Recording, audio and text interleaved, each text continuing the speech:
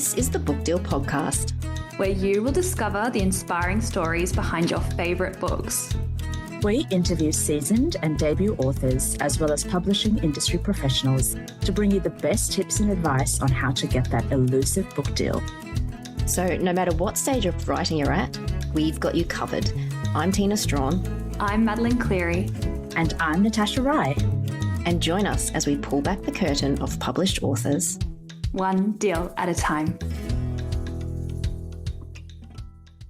The Book Deal podcast acknowledges the traditional owners of the land and waters which it's recorded on, and pays respect to their elders past, present, and emerging. It's Madeline here. Before we jump into this episode with our delightful guest, Holly Cardamone, I wanted to let you know I'll be hosting a spoiler book club Zoom session with our writing industry queen and friend of the podcast, Kate Mildenhall. So on the 10th of December, we're going to be diving into all the spoilers about Kate's new novel, The Hiding Place, and you can ask Kate any burning question you like. You can sign up to this live Zoom event in the link in our show notes. Now, onto our episode. Holly Cardamone is an award-winning Australian author. Her debut novel, Summer in Between, won the 2024 Hawkeye Publishing Manuscript Development Prize and was published in September this year. We chat about what happens when you leave your handwritten manuscript on a train in Italy, writing buddies and accountability, winning awards, but also experiencing rejections and shame. It will leave you ready for a long and hot summer. Holly Cardamone, welcome to the Book Deal podcast. Thank you so much for having me. What a thrill. Can you tell us a little bit about your debut novel, Summer in Between?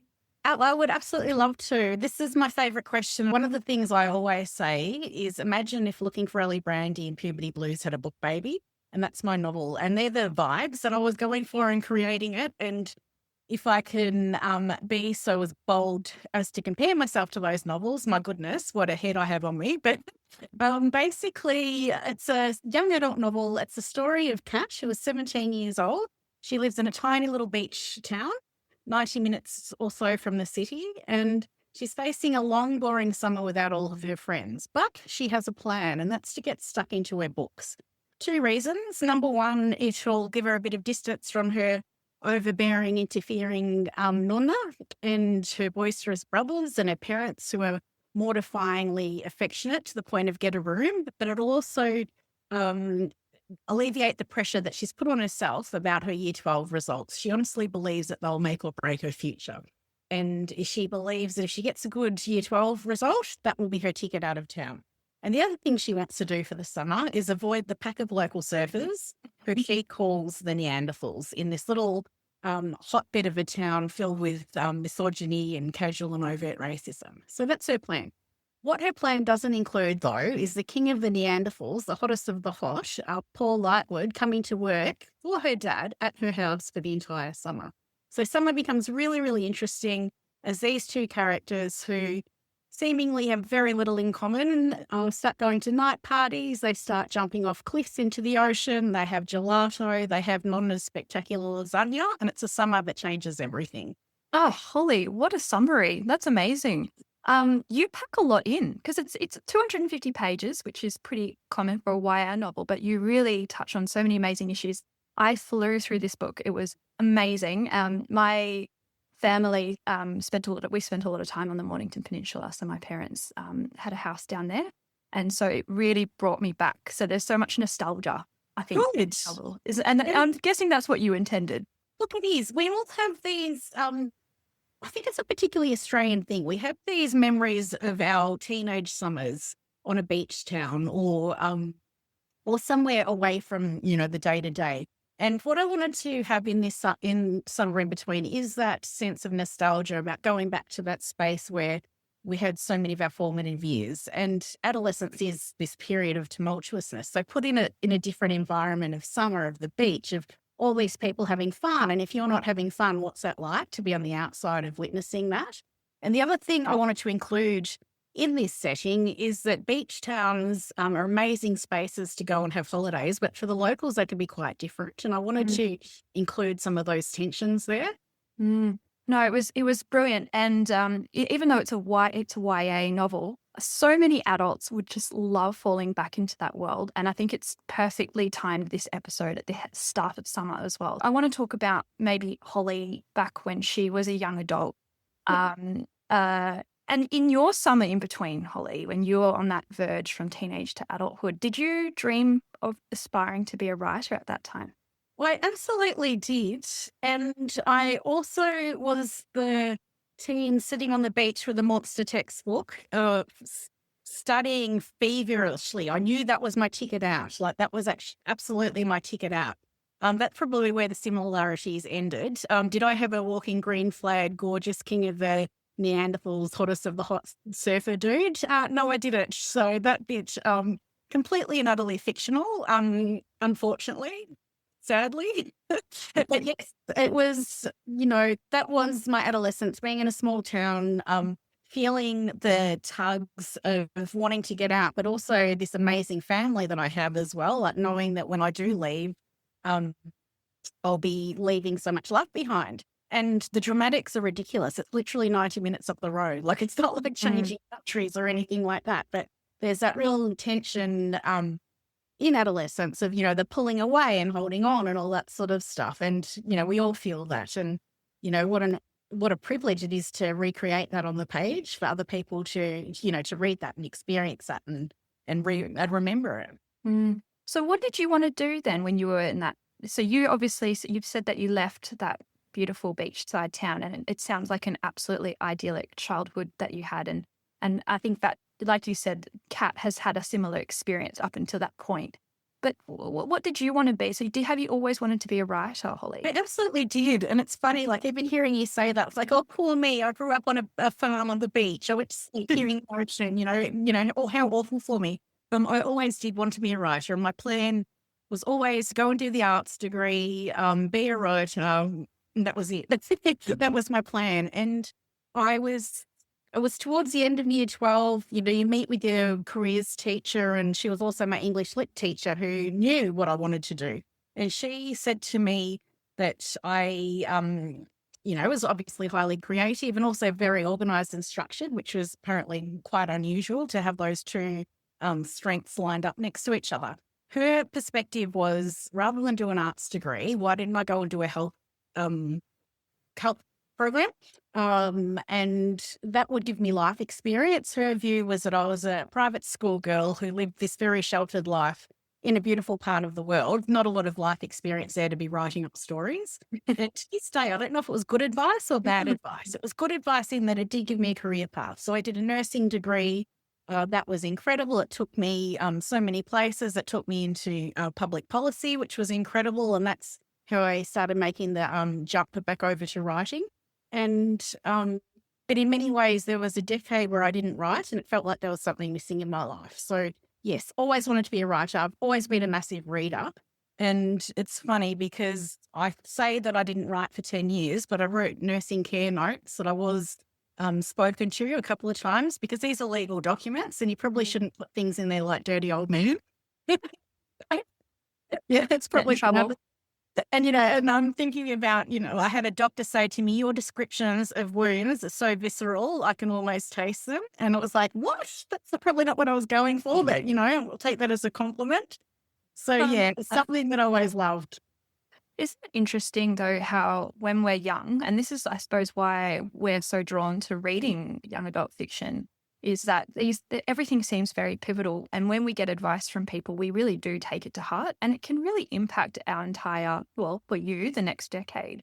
Yeah. And it is the things that we say to our, young adults, it can be really critical. And I don't think yours is an unfamiliar story as well. A lot of people have this dream, and then either a parent or a teacher or an adult says, oh, why don't you try doing something else first and get yourself a stable career, and then you can go and do what you want. Yeah, I think in some way it's very limiting. And look, things are very different now, and I acknowledge that. And, the options and opportunities that my daughters have are just mind-blowing, and the pathways as well, they're incredible. And, and I say to my girls, you don't have to decide what you want to be forever, just decide what you want to do first. And, and I think that message that, like have a plan B of course it makes sense. Of course it does. But like, the opportunity to dream and follow a passion, like, lasts really, really long. Like, what would have been the harm in me doing an arts degree and then finding my way into something? Like, it just, yeah, like that whole pressure to have,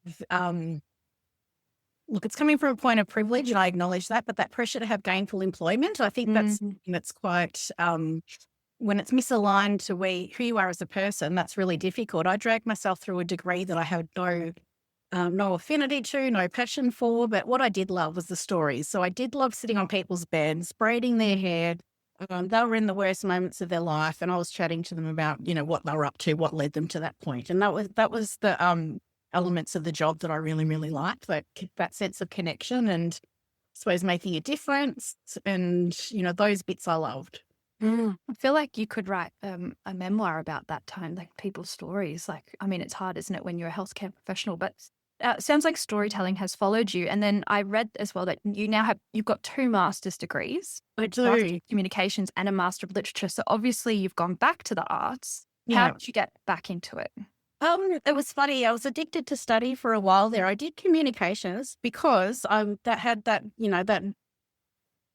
ingrained belief that if I was going to go back to uni, it had to be something productive. Like, I had to make money out of it. I had to have something that's quite, grounded in employment and employability. And so I did that. And I did the communications, and it was amazing and I loved it. But then I wasn't the art stuff. So it was funny because I was working in government and went back and did writing literature, and you get the call from upstairs, then I'd be saying, "I'm sorry, Minister, I can't write that speech right now. I need to get to my poetry class, but I'll do it tonight." And like this, and that felt almost like a revolutionary act to do that. But that's where it was amazing. I was writing speeches and briefing notes during the day, then at night mucking around with metaphors, like spending 3 days on 2 lines of a poem, and it was just amazing. So after doing these degrees, what were you writing while you were doing these degrees? Like, how did you start? I know you've dabbled in lots of short stories and you've found lots of success. So what came first? Was it the short stories or then getting into the novel writing? It was a bit of both. And the funny thing is, I took 3 months off work to go to Italy to write a novel that had been, floating around the periphery for years, as we all have. And this is the days when your laptop was like, it was heavy. So it was 21 years ago, actually. Really? I was dragging this brick of a laptop around Italy and around southern Italy. And I was there for a month in the south of Italy. And I had this amazing notebook that I'd bought, scribbled everything in that, descriptions, all the, like the sights and smells of Italy. I went up to Venice for a couple of days. I was coming back on the train. I stopped in Rome to change trains and to have some food. And I was sitting there and I just thought, oh my God, I'd left my notebook on that train and it was gone. It was gone. And so that sort of, that had me, that was devastating, like losing, and because I'd emailed myself fractions of it and like basically an outline and some scenes and things like that, but nothing like 100 pages of amazing description. And of the novel. So you lost that. I left it on a train. And I spent a decade thinking this is going to turn up somewhere if anyone can read my writing. No, it's just ridiculous. And so that sort of that made it come to a bit of a grinding halt. And then, I was not even a year later, I met my my husband, and then came family and work. And, I had for the last decade, I've had a communications consultancy, but even before that, I was, heading up communications departments and, having a couple of babies in there as well. So, your creative writing takes a lower priority sometimes to the other.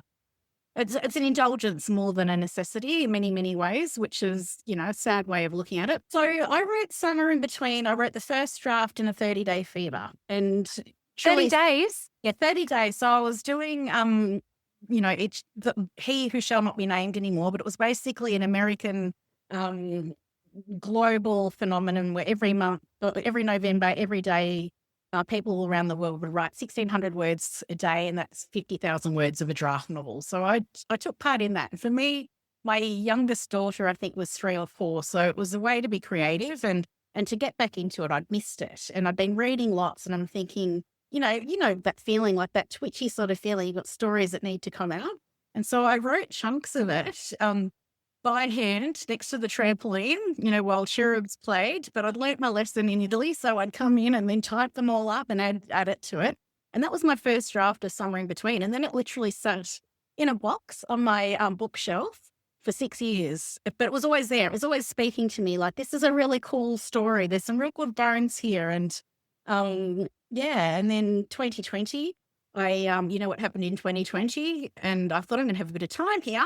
Didn't have time. My business absolutely exploded because people had space in their own lives to think about their own stories and how they want to be telling their own stories, their own content. And so my business was really, really busy. So that took a bit of a, writing again took a bit of a backseat, but this time I wasn't going to let go of it, and dedicated time in the following year to really polish this first draft and make it something worth exploring. So do you still handwrite?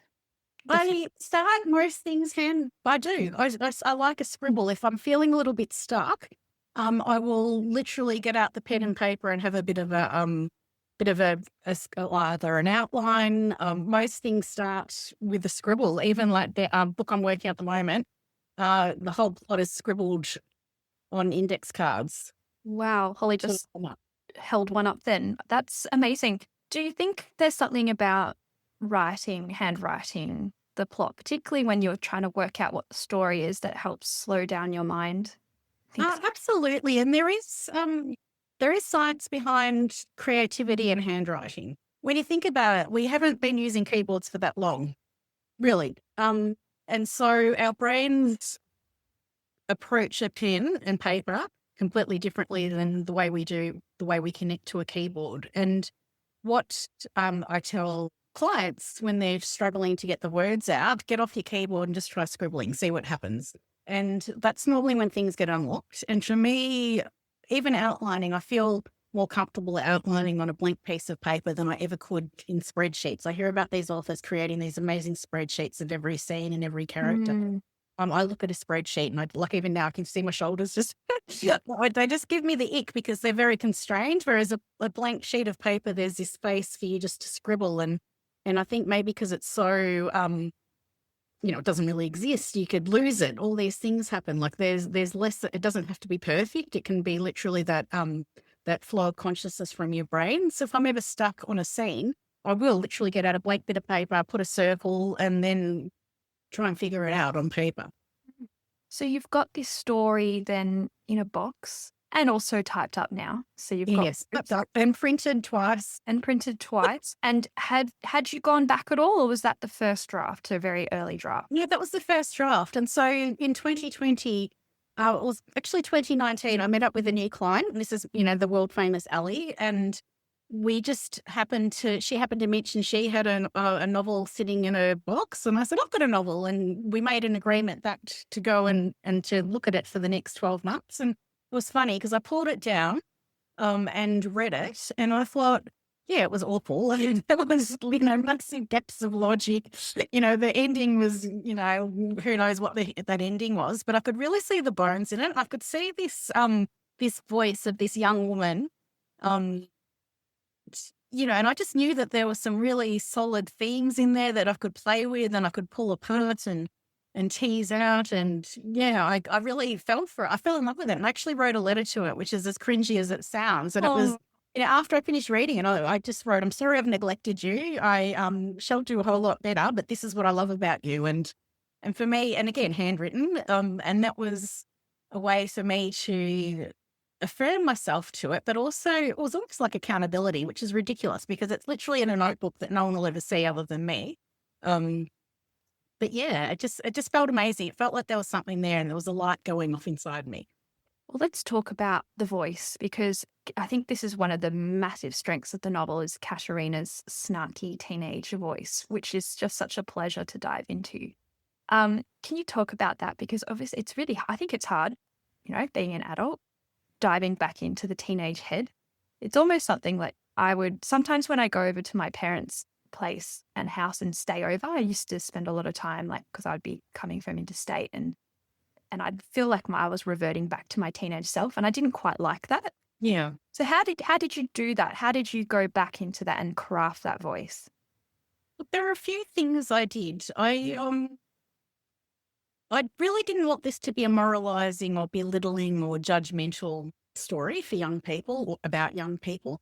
I had playlists from the late 90s, early 2000s that, were basically the soundtrack to my own adolescence. And that helped me sort of jump into some of those emotions and feelings. And in terms of the voice, the other thing I wanted for this character, I didn't want her to be, the perfect cheerleader, bouncy, shiny haired, happy, everyone loves her sort of character. I wanted her to have a bit of backbone and for that backbone to get in her way. And, there has been some feedback about the likability of her. And, there's two things about that. Like, number one, why do our girls have to be likable? Like, we don't have those same sorts of criticisms leveled at male characters, but also, when you think about some of your favorite characters from fiction, female girl characters, it's Jo from Little Women. Like, she was awful on paper. Wednesday Addams, like she, like more from pop culture, but nothing at all likable about her, but we love her because she's got that snark. Veronica Mars, all these characters that have the snark.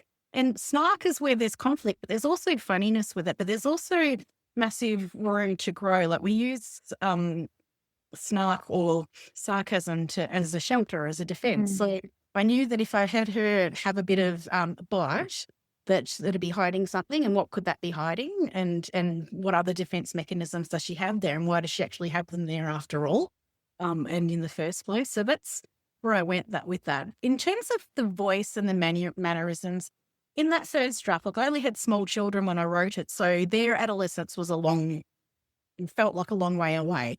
But I've always been around teens, like even, yourself, Madeline, if you get on the train a little bit earlier than 5 o'clock, you're there with all the school kids and you hear the conversations they have and the way they describe people and some of the turns of phrases they use, and they're just hilarious and, and poignant and cutting and also generous. And, the way they speak about things can be really, really illuminating. And so what I would do as I was writing that was thinking like, yes, this might have been how I spoke as a 17-year-old. How much has it changed?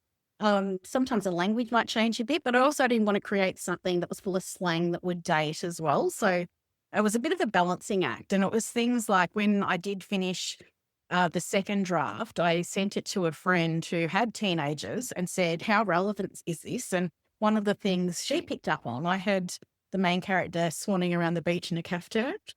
And she said, no, a 40-year-old woman might do that. A teenager's not going to do that. So all those sorts of things. And, I asked her to ask her kids for a list of insults that teenagers use. And that was fun.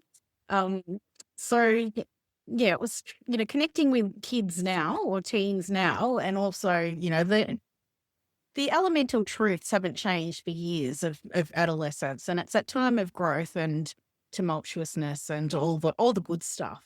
Yeah, it's timeless. I think I absolutely adored Looking for Brandy. Like, I'm a 90s kid. That's something that I grew up with. I think we studied it at school. So I totally read into that. I think it's a very equal comparison. So I think, you've done an amazing job, Holly.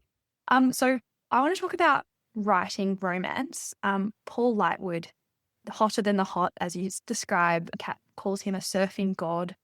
In the end, she does say this quite a bit, and he sort of, says, is this all you see? I'm not just this. He's a very complex character. You write the romance so beautifully, and I think it's a hard skill to write romance well. Can you talk a little bit about your approach to that? So the funny thing is, Madeline, I didn't actually know it was a romance until other people told me that. Really? But look, I knew there was a relationship. Look, I just hadn't put that language around it. And I'm sure that's a bit of ingrained snobbery from my masters. In fact, I know that it is. And 2 years ago, I didn't even know what a trope was. I didn't know what a trope was. And so it's funny because then people were reading my book and saying, oh my gosh, I love how you put this trope in. And I'd go, okay, what's that? And it was really funny. But I think with young adult fiction and romance, it's all about the emotional truth of scenarios and action. And look, I'm thinking too about other genres and other genre fiction and even literary fiction. Whenever there's a sense of connection in there, what's the emotional truth behind that, and where the conflict comes? And so, in terms of how I tackled that romance, it was also things like I wanted to be mindful that this is a young adult novel. There's that, but also that my mother would be reading it. I And I wanted understand. to be able to have eye contact with my family at Christmas and things like. And the fact that, I have teenage daughters and they'd be reading it. So I didn't want, I wanted to write something that is an option for them. And when I embrace the fact that it's a romance, I went a lot harder on that. And so I thought if these teens are going to be reading this book, I want it to be respectful. I wanted it also to be realistic, but have something for them to aspire to. So that concept that a young person can still have massive dreams and not let a romance get in the way of that. That was really important to me. That message of, the green flag male character and his growth and the Could way you they explain what a green flag male character is actually? Well, Because it's something I've heard a lot. Yeah, I think it's because we know all about red flags. We know all about them, and there's been a lot of literature about that. Rightly so, absolutely. And my book, I do have this green flag character, so that's basically the opposite of a red flag. So green flags are the things we should be looking for in the way people interact with us that makes us feel good about ourselves, and that reflects that this person might feel good about themselves. So the opposite of toxicity, I suppose. And with my character, he is the green flag in a sea of red flags. And so there's conflict there and tension. Like, is he loyal to his friends who are awful? Or, is he loyal to himself? And I think that's possibly a struggle that young teen boys actually have. Who do they model their behavior on? We know some of them and they're terrifying. So having an option there for girls to read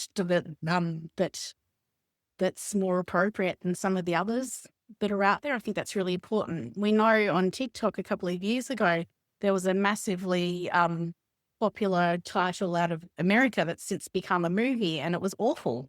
And, I wanted an Aussie story showing a relationship that is respectful, that it's romantic, it's in a setting where it probably shouldn't be, but it is. So that's what I really wanted to cover with that. And a family that also supports and encourages it, which is really lovely. And it's sometimes that's where the conflict comes. It's like the family is saying, oh, no, you can't date this person or this person. But, they're really lovely and supportive family too. Yeah, and that was important to me too. There's a lot of young adult fiction features quite fractured family relationships. And I didn't want that. I wanted her to have a family full of heart. And a family that even her grandmother, who drives her crazy, she still has her best interests at heart. And, and it's that conflict. And, Kat, as a main character, she very much sees herself as a feminist, but she's never actually questioned what that means. She just sees it as opposite to what her grandmother is. But the chance for them to butt heads is a chance for Kat to explore her own sense of what feminism is and what it could look like and what it could mean for her. And also, those family dynamics.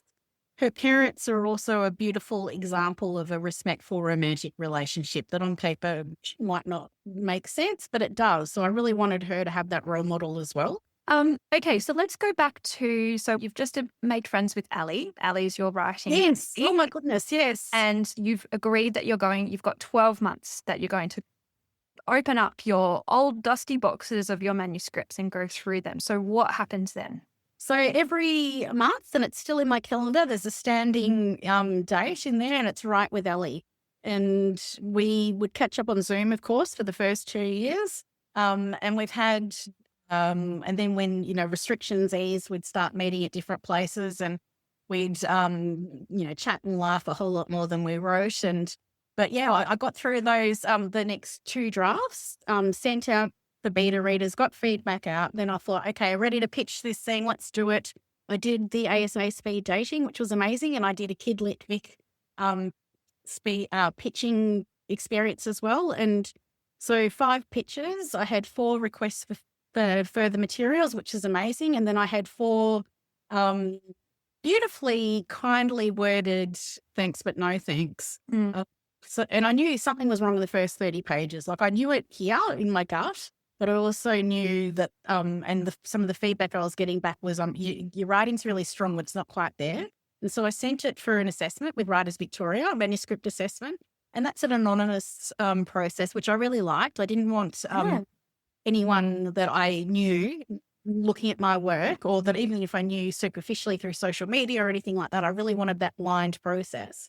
And that was amazing. It came back with a, like a 4-page report showing me exactly where I'd gone wrong. And a lot of it was confirming what I already knew. What were some of the things in the report? Do you remember? Look, hi, I'm Holly and I'm an info dumper. So there was a lot of that. So the front end, like it started too slowly, nothing, there was no conflict until, I need to bring that forward. I needed to strengthen the conflict between Kat and Paul as well. So have him not be bite back a little bit, because she's quite hard on him. So he needed to stick up for himself a little bit more. And part of that was fleshing him out a lot. And also expecting a lot more of him, and so creating that fully fleshed character of him. And it was also building the family relationships a lot more for her. So there was that, that toss and that tug and pull, that's in a, like in a normal, don't we use the word normal, that's in a family. So there's always conflict, but there's also love and, the banter and all that sort of stuff. And to also increase some of the themes, go a little bit harder on them, but without being too heavy-handed. That's excellent advice. You must have just read this 4-page report and just gone, ding, ding, ding, this is great. Yeah, I did. And it was funny because I got it at the end of November. First week in December, Ellie and I ran away to Phillip Island for a weekend to write. And my plan for those 3 days was to make a plan of attack for that from the manuscript assessment and actually get started. I literally sat there for 3 days wailing. Where do I begin? Where do I start? And it was, I don't know how Ellie put up with me for those 3 days, but it was basically, I spent 3 days making a plan of attack rather than actually getting any work done. And I think there's that sense of overwhelm sometimes. Like it was amazing, I could see it, but it was also meant I was going to have to take the red pen and just go slash, slash, slash, slash across slabs upon slabs of copy. And it's scary sometimes. It is scary. And I think it's really good, though, to take those 3 days where you just go, oh, my God, how am I going to do this? Because your brain starts ticking. You're like, oh, I can do this. You got to trust the process. That's it. So, and this is a manuscript, too, that has now been with you for how many years? Well, oh, gosh, how many years? So it had been sitting on my desk for 6 years. And so I've been working on it basically since June 21. So, and this was November 22 that I got the manuscript. So a year and a lot of thinking about it. And also, it was that concept I was about to turn 50 in 2023. So within these big milestone birthdays, there's all that reflection and that sense of what have I done with my life? Look at my choices. What have I done? I've done nothing. Like just the ridiculousness of it. So, and I think that was part of my, great meltdown of December 23 was thinking like, how have I got another year of not publishing a novel, not working on my craft, not, deprioritizing it. So when I look at this timeline of what it took when I wrote this first draft through to when it actually landed in my hand, I could be filled with self-loathing. But, we need to be kind with ourselves as well and, recognize that it's not a priority sometimes, and it can't be, it's so, not just mums, but like sure you've had these days that you're in your calendar, they're looking at you like a beacon. You can't wait to get to that day because that's your writing day. You're going to do all these amazing things from between 9 and 3. And if you're anything like me, Madeline, you're going to do half of it at a cafe. So at least someone's bringing you food that you have to make yourself and all these amazing things. And then a phone call will happen or an email will land and straight away, your priorities have to shift and the resentment that can come from that. It's valid. So I think it is important to acknowledge that.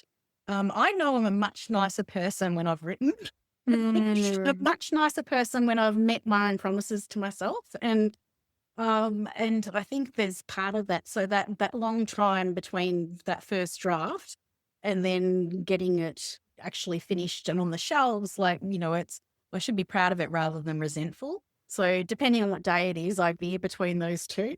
That's so interesting, Holly. We are so hard on ourselves, and particularly as women too. Um, I was actually thinking how amazing it is that you've gone through this journey of really working on your craft. You've gone and you've done your master's degree, you've got your writing bestie, you've made a commitment every week to meet up with a writing friend to work on this. You're running your own business, you've got 2 kids, busy life, and COVID as well in Melbourne at the time. But you've gone and produced this book. Like, as an outsider watching in, Holly, I'm amazed at what you've achieved. And I'm so surprised to hear that at your 50th, you're like, what have I done with my life? Yeah. And that's and it's funny when you hear it laid out with that in dot points, that's when I can go be a little bit give myself a little bit more grace. You should.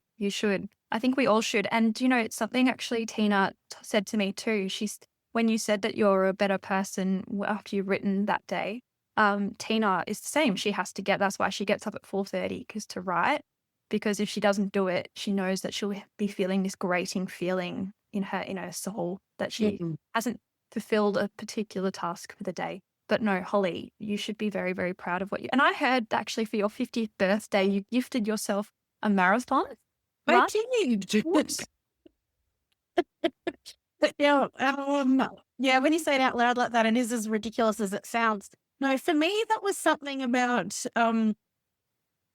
look, before I had kids, so I was 32, so I was, sort of on the upper edge of when I met my husband. And so for my 40th, my plan for decades was to do the Camino in Spain. So when I turned 40, I had 2 small kids, so that wasn't going to happen. And when I turned 50, I had, older kids, but I'm still not going to leave them for 4 weeks. But I wanted something to mark that time that was, quite physical, something that was an acknowledgement of my strength, I suppose. This sounds really pretentious, but I suppose that's what it is. And I have one of my beautiful, beautiful friends, Jackie. She is someone who inspires me every day. This is a woman who runs ultra marathons. So she'll disappear up to Cairns and run 180 kilometres. Oh, my God. And through the bush and things like that. So I just said to her, I want to do something. And 2 years before that, as part of the lockdowns, I did a half marathon, and I did that with my older daughter. And that was amazing, just the training process of that. And, the connection that built between the two of us, like running for hours beside each other, and the chats that we had. So we did the Melbourne half marathon. Then we did the Gold Coast half. And I just said to Jackie, I feel like there's more in me. What do you think? But I'm turning 50. And she said, it's all in your head. Here's a plan.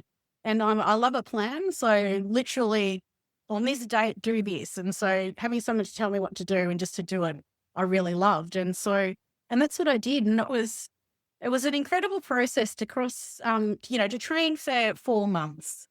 It's a big ask, there'd be 4 hours on a Saturday that I'd be trudging along next to the Yarra, being overtaken by all these young svelte things, and there's me trudging along. But crossing that finish line, my family was there.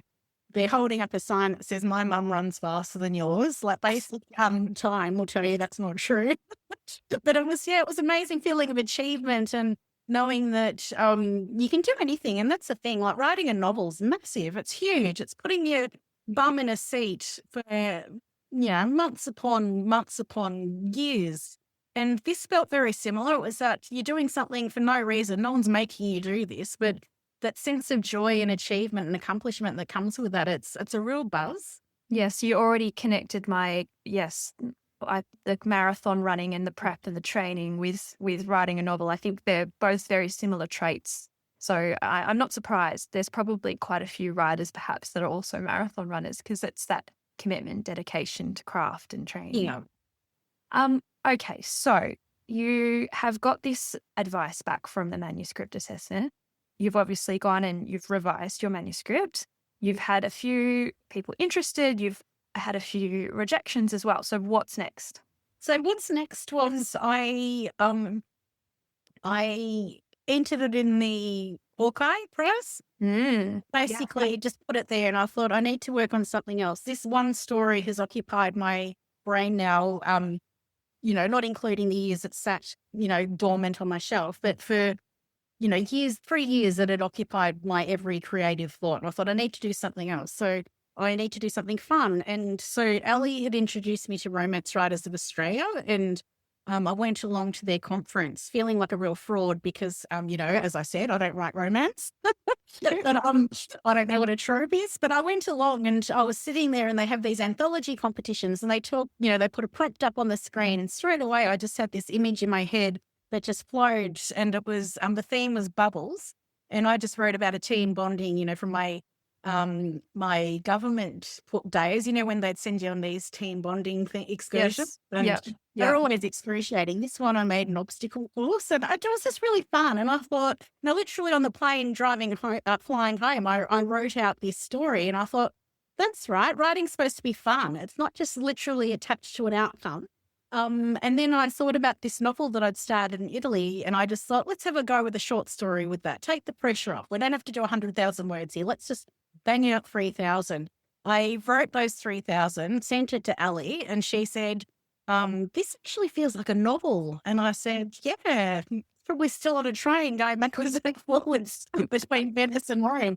And I did that. I sat down and I thought, okay, you know what? And I got out my index cards, pulled out what I could remember of this story from these fragments of emails that I'd sent to myself. And, so much had changed in that time, myself, even as a writer, and my growth. And I wrote a rom-com, and I just thought there was nothing attached to it. It was just the pure joy of writing.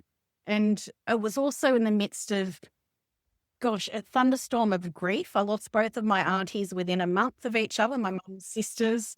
I lost my best friend. And so diving into this world of southern Italy and romance and, all the fun stuff, it was just a balm. And when I finished writing that, I again sent it off to one of the Romance Writers of Australia competitions. And in the meantime, I heard back from Hawkeye saying, you've been longlisted. And I thought, oh, that's lovely. That's nice, isn't it? Do you want to tell us a little bit about Hawkeye Development Prize? Yes, of course. So when I enter competitions, and by the way I'm saying that sounds like I've entered thousands, I haven't, but I always go for the ones that give a bit of feedback. And I don't mind paying for them. I think it's something that, you get, if you're getting something back for that from that entrance fee, and if it's something that's supporting a creative organisation or business, I think that's worthwhile. So the Hawkeye Manuscript Development Prize, it's a prize where they're looking for new Australian voices. So stories that might be a little bit, maybe not different, it's not the right word, but like it's not tied to genre. So there's not a lot of restrictions in what you're doing. There are some genres that they don't publish in, but it gives you feedback, and that's what I was really after. So I'd had my manuscript assessment, and I'd reworked this novel to the best of my ability, and then I just thought I need a break from it. And I really like the look of that competition because of the feedback elements, but also some of the authors that they'd published. I really like the vibe of them. And so when I heard I'd longlisted, that was amazing. That was like a real sense of validation after so many, backs and things like that. And then shortlisted, that was the ugly tears when I was picking up my kids. I thought someone else in our family had died. Because it was like that for a while there. And then I won, and it was just, and the best thing about the win was just, it's the stuff of dreams. Like when your work that you love so much, and you can't help but put part of your own heart and soul into this, and it's something that's taken you away from other things. And, when you are told repeatedly that it's not quite good enough, then to be told, actually, you know what, we think we'll award this a prize. Yeah, it was just gobsmacking. That validation, it's so common, such a common story when writers get that first thing of validation. And also I think it helps, and it's really sad and it's a really bad thing, but a lot of emerging writers feel this sense of guilt for taking their time away from their family, because ultimately that's what writing does. It does take us away from family and friends and loved ones, because often we're writing in the cracks. We're doing other things, and we've got day jobs, and we're trying to fit in writing. And it is such a a worthwhile thing, isn't it, when you get that phone call? What was it like when you found out? How did you find out? I was actually having breakfast with a girlfriend who was my manager many years ago, and there was a missed phone call, and I just ignored it. And then how often do we get voicemails these days? We don't. So I was driving home, and then I heard it was someone from Hawkeye saying, "Can you please give us a call back?" And I pulled over, and my first thought was, "Oh, this is really lovely. There's only 5 people in the shortlist. They're obviously ringing us all to say that, thanks for entering. So-and-so is one, but, thanks so much. Have a nice day." And so I pulled over, and it was that saying, "Yeah, just letting you know that you've won the Hawkeye." And I did the whole, "Sorry, what?" And I think I lapsed into Italian for a bit there. I know I swore. I just burst into tears on the side of the road in South Melbourne. It was just amazing. And then, rang the husband and said, "You're not going to believe this," but blah, blah, blah, and then rang mum and dad. Yeah, it was just, with that feeling, it's amazing. So, I've got all the goosebumps just thinking about it. It was just a surprise. There was no guarantee of publication from that. And, that's something that it claims to say as part of your entrance. This isn't a publication prize. That might happen, but and then when they offered me the contract, the best part about that, I think, I was actually with Ali on one of our writing dates in the cafe, and I'd been whinging to her saying, "It's been 6 weeks since I've heard from Hawkeye. The structural edit's done," which was part of my prize, was this structural edit. They didn't want it. If they wanted it, they'd be, I would have heard. All over. And then she was reading something, and I just checked my email. Sure enough, there was the publishing contract, and I just screamed, and I just held my phone in her face, and she couldn't see what I was, waving my hand around. And then she said, "Can you just stop? Let me read it." And then she said, "They're giving you a contract." And I said, "I know." And we just screamed, and we cleared this entire cafe courtyard because we were so excited. And, the barista came out to see what was going on, and, they don't care. But yeah, we was hugging, and it was just, it was just that perfect sort of moment to have her with me when that email came through. There's something so symbolic and special about that. Very special. You guys have committed to each other that you would do this, and then years later you've got that contract. That is incredible. That's your marathon moment. That's isn't it?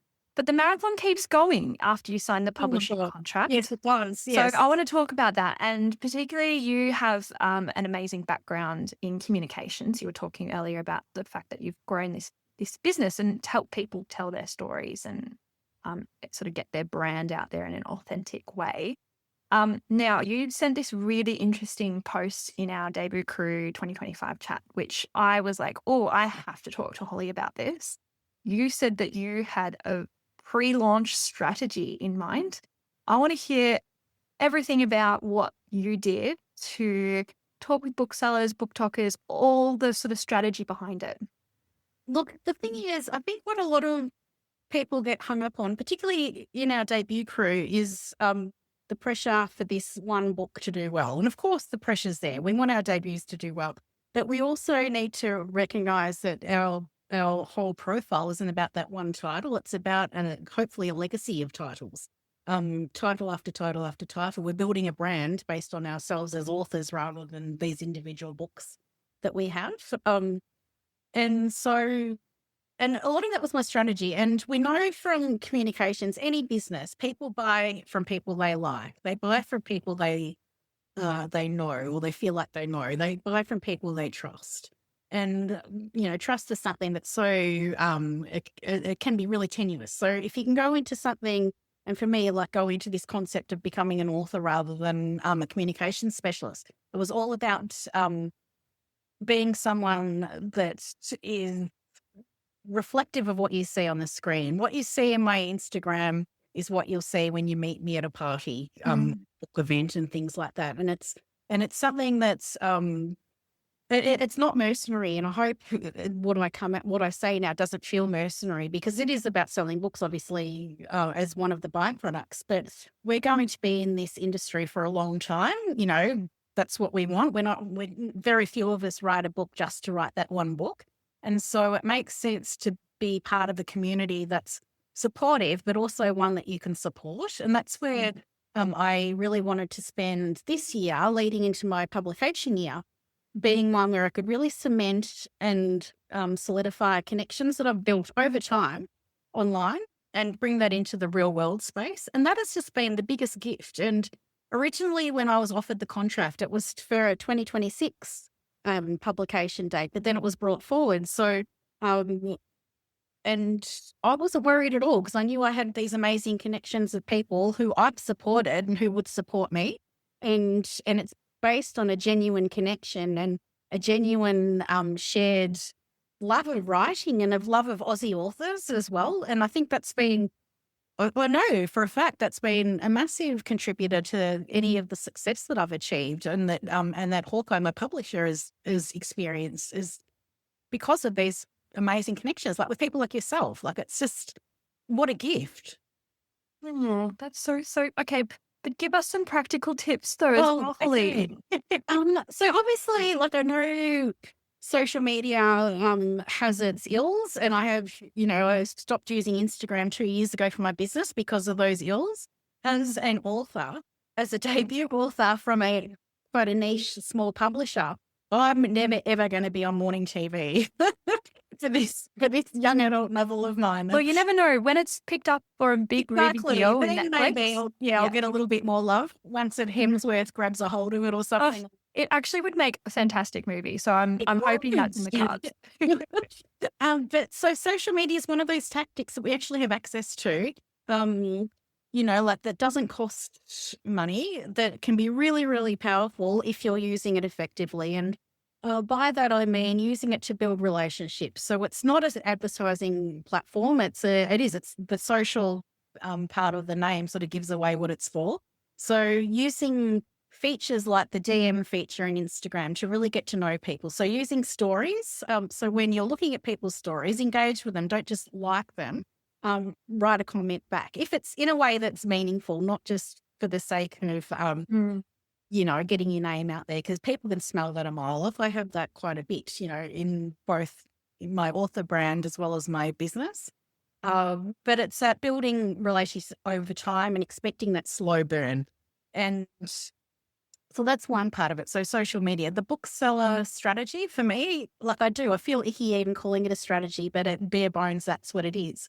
I knew that for me as an author from a smaller publisher, I would need to do some hard yards. And as a control freak, I was quite happy about that. But what that meant was 8 weeks before my book came out, which was the July school holidays, I went and visited 37 bookstores in 4 days. That's not consecutively on different days. But that's a very impressive feat. Well, what it was a chance for me to give them my author information statement, AIS, and about my book. But basically, eyeball booksellers say, this is who I am. This is what my book's about. I'm going to be here with you for the long term. So, let's get to know each other basically. And then what that meant was when Hawkeye's distributor's sales rep came in, they already knew me. They said, okay, so you've met Holly. What did you think? Hopefully it was positive. So it was building that relationship that's then reinforced. And when you think about any sort of communications, it takes, up to 8 touch points for someone to actually recognize a brand. Years ago, it was 3, but now it's up to 8. It's probably more than that. So, it's that recognition over time of a person and of a vibe. And then, so that was 8 weeks out. 4 weeks out, I did another, just this time it was an email saying, hi, it's Holly here. I met you in July. You might remember me. My book's coming out in 4 weeks. I'm getting really, really excited. I'd love to organise to catch up with you when it comes in. And then publication, that's when I'd go, yay, it's here. And already at that time, it was a real beautiful feeling. Straight away with those, it wasn't even out for another 8 weeks. They already had orders coming in for it. And it's because no one can, I'm going to get emotional here, no one will sell your work the way you can because you believe in it and you love it. And I'm sure there's some elements of belligerence that can be attached to that. But when you have a genuine passion for what you do, for a book like me, I know it's perfect for teens who aren't interested in fantasy.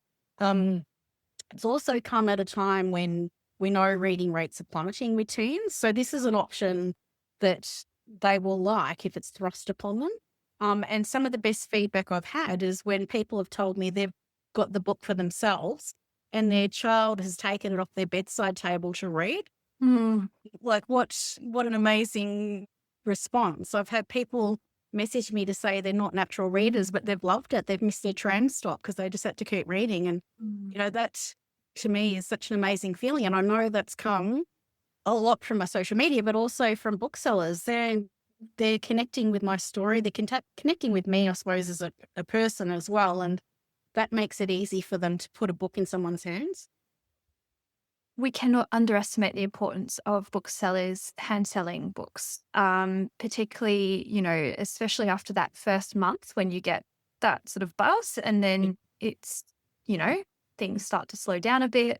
The only way that your book is going to sort of be in the hands of readers, future readers, is by the booksellers themselves, and they're incredible people. So when you set up those meetings, I'm assuming you contacted them in advance and organised that. You didn't just drop in, or did you do a mixture? Yeah, as the 8-week ones, I just dropped in because it was it was 8 weeks away, and I went first thing. So there was maybe one or two that I went at lunchtime because I knew that these people are busy, and so I went first thing in the morning. So it was the first thing, or the first couple of hours of opening. So, which I know are generally quiet. If they had people there, I just hovered. I just waited. Like I was never going to push myself way in. And I was always with that sense of, here I am, here's this, happy to chat if you want to, but if you're busy, I'll nick off. And Yeah, nice. and that's what happened. A couple of people were really flat chat. And so I just, acknowledged that. I could see you're busy. Here if you need. I've never ever played netball, but I know that's a thing. And so, but then other people, there was a couple of bookstores. I stood there for 20 minutes chatting, and it was amazing and wonderful. I had people hugging me. Congratulations, this is your debut. Well done. A couple of them had seen elements of it in the distributors' comms. That was, what's coming out. So it was vaguely familiar to them, but also having a really tight log line, or, the looking for Ali Brandy meets puberty blues. Whenever I say looking for Ali Brandy, particularly to book people, their eyes light up. For me personally, I was in my 20s when that came out. That was the first time I saw myself on the page as an attorney in Australian. So, I had that connection to it. And so it didn't matter who I was speaking to in a bookstore. As soon as I said that title, their eyes lit up. People of a different demographic, when I said puberty blues, a lot of people were familiar with the story, but people under 30 are familiar with the recent Netflix series and how big that was. So it immediately had that sense of connection, both in terms of other books, but also TV and movies. Obviously, the 25th anniversary of Looking for Ali Brandy was last month. So it was having that, they're very, very clear. This is who it's for. And also this is what it's not. It's not a fantasy. It's not a young adult title that's a fantasy. This is contemporary. It's romance. It's coming of age. It's set on an Aussie beach. And that is also a bit of it's a selling point because we want Australian beach stories. We love Australian beach stories. So that makes it an easy sell. And obviously I'm not a bookseller, but my feeling is we want to equip them to, bookselling must be the fun part of it. Like meeting people, ask them what they want, what kind of book you're looking for. Oh my God, have you read this? That feels like the fun part. So the more we can equip them with words, I suppose, and titles that can help them do their jobs, that, what a buzz that is. That's awesome, Holly. Great advice. And it's about sort of really nailing what your brand is, I suppose, and what your product is that you're trying to sell. I know you said before, you'll get a bit of an ick talking about strategy, but we shouldn't get an ick, I don't think, because this is a business and it's their business too. Yeah. And strategy and strategic, I didn't just go around bookstores. This was within an Asana project, basically, against categories. So I had categories of all these different communications elements that I was going to apply to this. Particularly when Hawkeye brought my publication date forward, I thought I'd have a nice 12 months of going to events, chatting to people, very relaxing, but then suddenly, it was brought forward. So I knew I needed to be a lot more strategic about it. So it's all in Asana. It's all has dates attached to it, steps and actions against all of it. So, it is strategic. I think when it's those human elements of building connection, I never ever want anyone to think But the only reason I've reached out to them at an event or on Instagram is because I think they're going to sell my book or buy my book. So I think it needs to be deeper than that. But anyone who knows you, Holly, knows that you're a beautiful, wonderful industry citizen and you're part of our community. And I think all of us are here to, push each other up as well. Like, we're not in it just for ourselves. We're part of culture, aren't we? And building culture and getting our Australian stories out there. So that's it. And I think that's, all of our friends. And I know that you're a demon for this. When you see a friend's book at a bookstore, if it's not facing out, you're scared to do a little bit of rearranging. And, that stealthy guerrilla marketing almost. And how fun is that? And I had a little spot of that at Chad Vegas last week. I was there and I saw some friends' titles and I thought, we're just going to make you look a bit pretty in here. So, and it is Why not? supporting each other. We're each other's cheerleaders, I think. That's why we are on Instagram. That's why I am still on Instagram, even though I absolutely despise it. But I love it for the connection and the community and being able to celebrate people's wins as well. It's so great. Not to say that there's not jealousy out there. Of course, there's jealousy, but ultimately, this is what our community is about. Now, before I ask you the final question, which is about your top tip for writers, I just want to stress on that point about engaging with booksellers and what you're telling them about your book, because I had this experience recently where I was in a Dymocks store and the book, amazing booksellers, this is at Dymocks Paran, they asked me, they were putting together a spreadsheet for Christmas with a whole bunch of titles, and it's very organized and systematic that they're going to recommend for Christmas during the Christmas period. And in their columns, there's the title, what's it like, what's the book like, and how can you explain it in like 3 to 4 words. And that's really all they need. They just need, what is this? So they asked me that question, like, we're filling in our spreadsheet now. Can you tell us what this is? So you have to come prepared for that. So I suppose really think about how you sell that. So I think what I said for the Butterfly Women was something like Jack the Ripper meets Jane Austen. Perfect. That's all they needed. I didn't have to explain what the book's about at all. And I think that's a really interesting concept, because what you're talking about there basically is the vibes of the thing from that famous movie. And so not so much what it is. So it's not just a murder mystery, but creepy, thrilling, deliciously creepy. Like, the more you can put sort of personality and passion to how you're describing something that is not the actual what of it, but the value that it brings in terms of your feeling as a reader or your experience as a reader. And that's why bringing in movie titles and Netflix series, like, that actually works. That helps them they're ultimately that we all want the same outcome. We want that customer to buy the book. And we want people reading. And I think if it's a link between, especially for teens, like I'll talk to teens about Outer Banks, which is a Netflix series that immediately they connect to. And the reason I use that as a bit of a comp title is because if they like that, whether it's banging soundtracks and these, fabulous teen characters, they'll like my novel with the bonfires on the beach as well. It's immediately a visual picture that they can connect to, which then is an easy sort of link between that and my book. Yes. And every time they look at your title, they'll go, this is like Looking for Brandy. So then they can just sell that over. They'll be like, this is beach vibes. That's all they won't remember, like, the long description of the book at all. They won't remember the detail, but they'll remember those small things. So this is great advice. All right. Top tip, Holly. Top tip. There's so many, but I think for me, and it's just based on what we were chatting about before, the minute you feel stuck in any way with your creativity, get out a blank piece of paper and a pen and scribble. Just muck around, have fun with it, because this is where it is. It's the fun. It's the creativity. Like, when we're kids writing stories, we never, ever go straight to the keyboard. Hopefully that's still the case in primary schools, but it always starts off as when we're really little, it's those scrapbooks and things like that. So start with a piece of paper and a pen and see how that feels in terms of unlocking your creativity. That is a great tip. And that worked for me in my most recent issue as well. I was like, I'm going to just put this onto pen and paper. I had never done that before. And it's amazing how much Did you like the feeling? It felt really nice, really, and really different as well, because I've never really done that before. But it makes sense, I think, to just slow down the brain and really think through the connections and the story. So that's a great tip. Summer in Between is out in all good bookshops. It is a brilliant book. I think your teens will love it, but also I think you as adults will really enjoy diving back into it. So do pick up a copy. And if you're in Melbourne, I'm sure you can get it signed by Holly as well. So thank you so much, Holly Cardamone, for coming on the Book Deal podcast. Thank you for having me. That was so much fun. Thank you. Thank you for listening to the Book Deal podcast. We're able to bring you these weekly writerly chats because of our amazing patrons.